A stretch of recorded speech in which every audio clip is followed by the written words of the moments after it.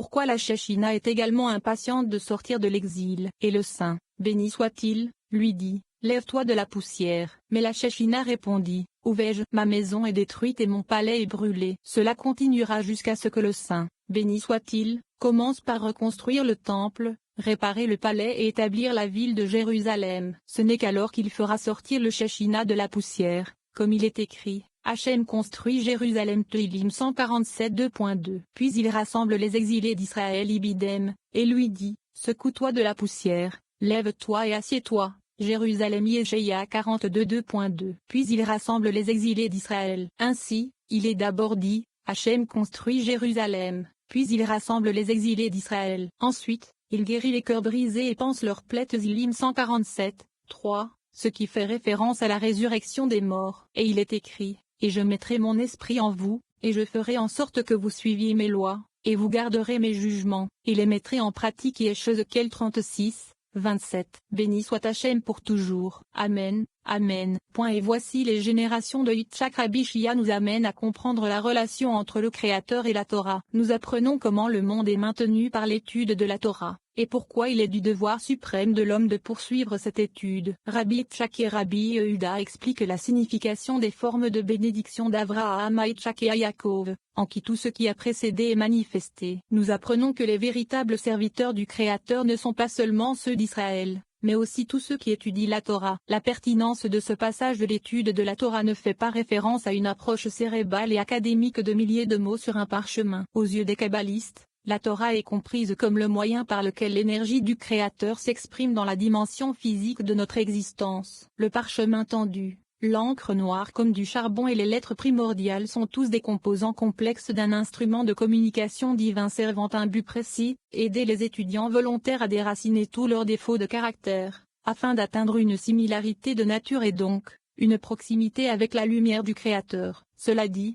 Avraham, Yitzhak et Yaakov représentent les forces de la colonne droite, de la colonne gauche et de la colonne centrale, c'est-à-dire le désir de partager, le désir de recevoir et le libre arbitre permettant de choisir entre les deux et de les équilibrer. Yaakov correspond également à la Séphira d'Yesod, la porte par laquelle toute la lumière des royaumes suprêmes entre dans notre monde. Essentiellement, le but de ce passage est d'allumer la lumière primordiale de la Torah. Lorsque nous méditons sur ces mots, la lumière est mise à fine nos imperfections. La force des patriarches, et en particulier la force de la colonne centrale de Yaakov, renforce notre capacité à résister et à triompher de nos pulsions réactives et égocentriques. Enfin, la lumière accumulée par notre interaction avec le Zohar brille universellement, contribuant à éveiller le monde aux vérités internes de la Torah et à tout ce que la lumière du Créateur peut nous offrir. Et voici les générations d'Yitzhak. Bereshit 25 2.19. Rabbi Shia a ouvert la discussion avec le verset, qui peut exprimer les actes puissants d'Hachem, qui peut déclarer toutes ses louanges. Tehillim 106 2.2. Venez et voyez, lorsque le Saint, béni soit-il, a voulu créer le monde, il l'a fait selon la Torah. Et chaque acte que le Saint, béni soit-il, a utilisé pour créer le monde a été fait selon la Torah. C'est la signification de « J'étais auprès de lui comme un nourrisson, et je faisais chaque jour ses délices » Michelet 8h30. Ne prononcez pas un nourrisson hébreu, Amon, mais plutôt un artisan hébreu, Omahan, car c'était un outil pour son artisanat.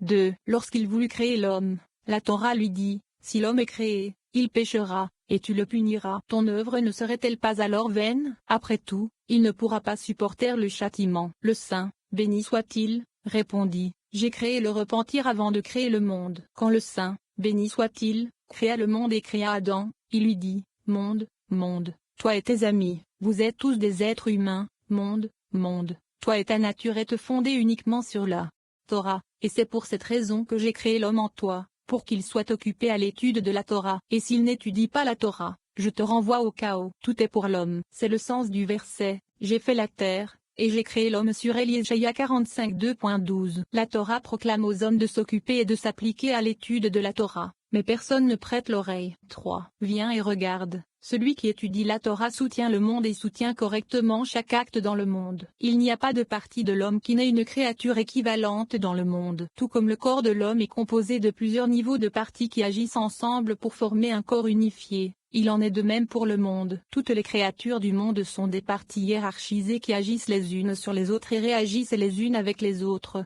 de sorte qu'elles seront en fait comme un seul corps. Tout, que ce soit l'homme ou le monde, ressemble à la Torah, parce que la Torah est faite de différentes parties et sections qui se soutiennent mutuellement. Quand ils sont tous corrects, ils deviendront comme un seul corps. Lorsque David a regardé cette œuvre, il a dit, Hachem, que tes œuvres sont multiples. C'est dans la sagesse que tu les as toutes faites. La terre est pleine de tes créatures. Tuilim 182.24. 4. La Torah contient des mystères suprêmes, scellés, que l'homme ne peut saisir. Elle contient toutes les questions suprêmes, celles qui sont révélées et celles qui ne le sont pas. En raison de leur profondeur, ils sont révélés à l'érudit, mais disparaissent immédiatement pour être révélés l'instant d'après et disparaître à nouveau. Et cela continue ainsi pour ceux qui les étudient. La Torah contient tout ce qui est en haut dans les mondes supérieurs et en bas. Tout dans ce monde et tout dans le monde à venir est dans la Torah. Mais il n'y a personne pour les observer et les comprendre. Ainsi, il est écrit, qui peut exprimer les actes puissants d'Hachem, qui peut déclarer toutes ses louanges. Tehillim 106.2. 5. Venez et voyez, lorsque Salomon a essayé sans succès de comprendre les mots et les subtilités de la Torah,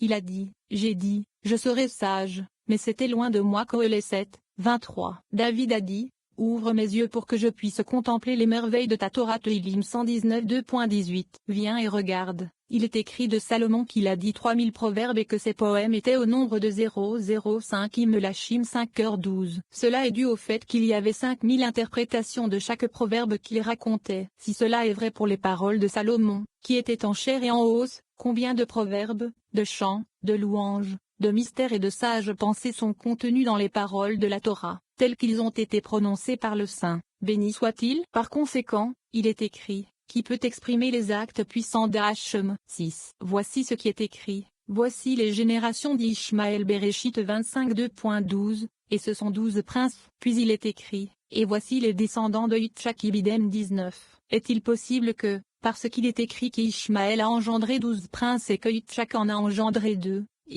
Ishmaël, soit plus juste que Yitzhak? Il est donc écrit, qui peut prononcer les actes puissants, et bureau, d'Hachem. Cela se réfère à Yitzhak, comme Yitzhak et Gvura de Zahir Ampin, car Yitzhak a engendré Yaakov, qui seul est plus important que tous les autres, car il a engendré les 12 tribus, et a soutenu les supérieurs et les inférieurs, tandis que Yitzhak a soutenu les supérieurs dans la sainteté suprême et Ishmaël seulement en dessous. Par conséquent, le verset qui peut exprimer les actes puissants d'Hachem se réfère à Yitzhak. Comme expliqué plus haut, les mots déclarés toutes ces louanges font référence à Yaakov, car Yaakov, représentant l'existence à la fois au-dessus et au-dessous, contient toutes ces louanges. Lorsque le soleil, Zahir Ampin, se connecte avec la lune, Nukva, de nombreuses étoiles brillent à partir d'eux. Ce sont les 12 tribus de Yah, comparées aux étoiles dans le rêve de Joseph. 7. Et voici les générations de Yitzhak, le fils d'Abraham. Rabbi Ozi demande, qu'est-ce qui a changé? Il n'était pas dit le fils d'Abraham auparavant. Car bien qu'il soit écrit, Elohim a béni son fils Yitzhak, Bereshit 25.2.11,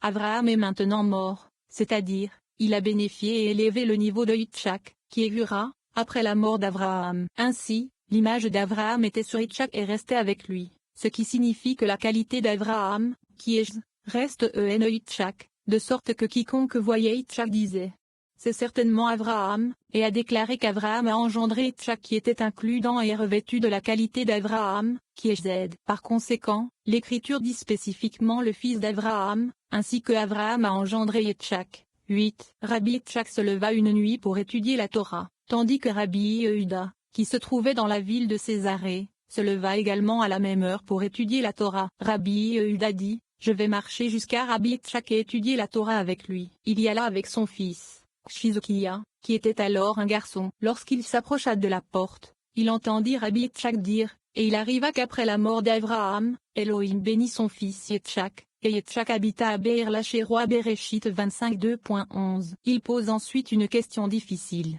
Dans ce verset, le début ne correspond pas à la fin et la fin ne correspond pas au début. Il commence par la mort d'Abraham et se termine par la bénédiction de Yitzhak, et il n'y a aucun lien entre ces événements. Il a ensuite posé une autre question difficile. Pourquoi ce changement? Pourquoi le Saint, béni soit-il, bénit-il Yitzhak et non Abraham? Il répond, puisqu'Abraham n'a pas béni Yitzhak, Hachem l'a bénifié après société anonyme mort. C'est le lien entre le début et la fin du verset, et il arriva que, il demande, pourquoi Abraham ne l'a pas béni? Et il répond, afin qu'Ésav, son fils, ne soit pas béni avec lui, c'est-à-dire, afin qu'Ésav ne tire pas vers le bas l'illumination de la gauche, comme c'est le cas pour sa volonté indigne. C'est pourquoi ces bénédictions sont passées au saint, béni soit-il, et le saint, bénéficie soit-il, a bénéfié Yitzhak. Au sujet du verset Yitzhak habita à Be'er Lachérois, il demande, quelle est la signification de Lachérois, et répond qu'il était uni à la Shechina, comme le dit la traduction araméenne,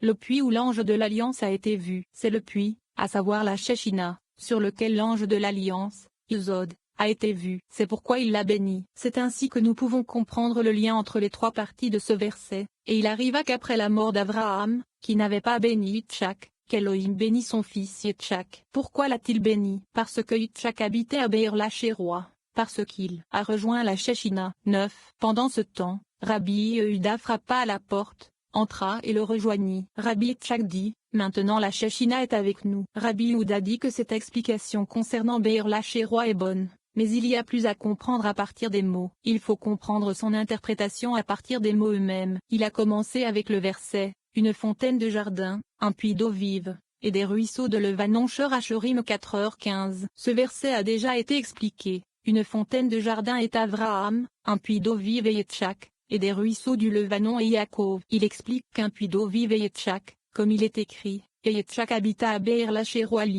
Un puits d'eau vive et de vision. Qu'est-ce qu'un puits? C'est la Shechina, tandis que vivant est celui qui est la vie des mondes, à savoir le juste, Yesod qui est la vie des mondes, et ils ne doivent pas être séparés. Il vit dans les deux mondes, il vit au-dessus, dans le monde supérieur, à savoir Bina, et il vit dans le monde inférieur, qui est Malkout. Le monde inférieur vit et brille grâce à sa force. 10. Venez et regardez, la lune, Nukva, ne brille que lorsqu'elle voit le soleil, Zahir Ampin. Quand elle le voit, elle brille. C'est pourquoi on l'appelle Be'er Lachérois, car alors elle brille et se tient remplie d'eau vive. Lachérois, vivre et voir, afin d'être rempli et illuminé par ce qui vit. Yesod Zahir Ampin, comme mentionné. 11. Viens et regarde, il est écrit, Ebneyahu, fils de Yoiada, fils d'un homme vaillant, vivant. Ishmuel 23h20. Cela signifie qu'il était juste et qu'il a illuminé sa génération comme le vivant d'en haut. Yesod Zahir Ampin, illumine le monde. Nukva. Ainsi, le puits, qui est Nukva, se tourne constamment vers le vivant, qui est Yesod, afin d'être illuminé. Et Yitzhak habita à Be'er Lachérois. Il est écrit, lorsqu'il prit Rivka, car le puits est le secret de Rivka, c'est-à-dire la Nukva de Zahir Ampin. Et lorsqu'il s'unissait à elle, cela représentait l'union des ténèbres et de la nuit, comme il est écrit, sa main gauche est sous ma tête. Shor-Hashorim 2.6, venez et regardez. Yitzhak était à Kiryat Arba après la mort d'Abraham. Il demande, qu'en est-il du verset qui dit, et Yitzhak habitait à Be'er Lachérois? La réponse est que cela n'indique pas nécessairement société anonyme domicile, mais bien le nom de la Nukva avec laquelle il s'est uni et était uni dans ce puits, pour susciter l'amour, comme nous l'avons dit. 12. Rabbi Yitzhak a commencé la discussion avec le verset, le soleil se lève aussi et le soleil se couche et se hâte vers son lieu où il se lève à nouveau. Kohelet 2.5. Le soleil se lève aussi, fait référence au soleil, Zahir Ampin, qui brille sur la lune, la Nukva. Car lorsque le soleil est vu par elle, elle brille, et le soleil illumine et brille depuis le lieu suprême qui est au-dessus de lui, qui est Bina, d'où il reçoit son illumination, et il se lève toujours. Et le soleil se couche signifie que lorsqu'il vient s'accoupler avec la lune, Nukva, il se dirige vers le sud Ibidem 6, qui est la colonne droite de Zahir Ampin, et y repose sa force. Cela signifie que son illumination principale est dans la colonne droite, qui est Chassadim, parce que sa force est dans la droite. Par conséquent, toute la force du corps d'un homme se trouve dans le côté droit, d'où découle la force du corps. Plus loin, il est lu, et vire au nord, et brille sur ce côté, nommé le sud, et brille sur ce côté, nommé le nord. Le vent tourne et tourne encore Ibidem. Il demande, pourquoi est-il d'abord écrit soleil, et maintenant il est appelé vent? Il répond que tout est un seul secret, car Zahir Ampin est la signification intérieure de la lumière du vent, et s'appelle soleil. Et tout cela se produit, Rund en Raoun Goetowin, afin que la lune éclaire de sa lumière et que les deux se rejoignent. 13. Venez et regardez. Quand Abraham vint au monde, il embrassa la lune et la fit approcher. Quand Yitzhak est venu, il l'a prise, l'a tenue et l'a attirée avec amour, comme il est écrit, sa main gauche est sous ma tête. Shor-Hashorim 2.6. Lorsqu'Yaakov vint, il unit le soleil, Zer Ampin, avec la lune, la Nukva, et la Nukva brilla. Ainsi, Yaakov devint entier dans tous ses aspects, et la lune brilla, et fut perfectionnée par les 12 tribus. 14. Rabbi Yehuda a ouvert la discussion avec le verset. Voici, bénissez Hachem, vous tous, serviteurs de Hachem. Tezillim 134.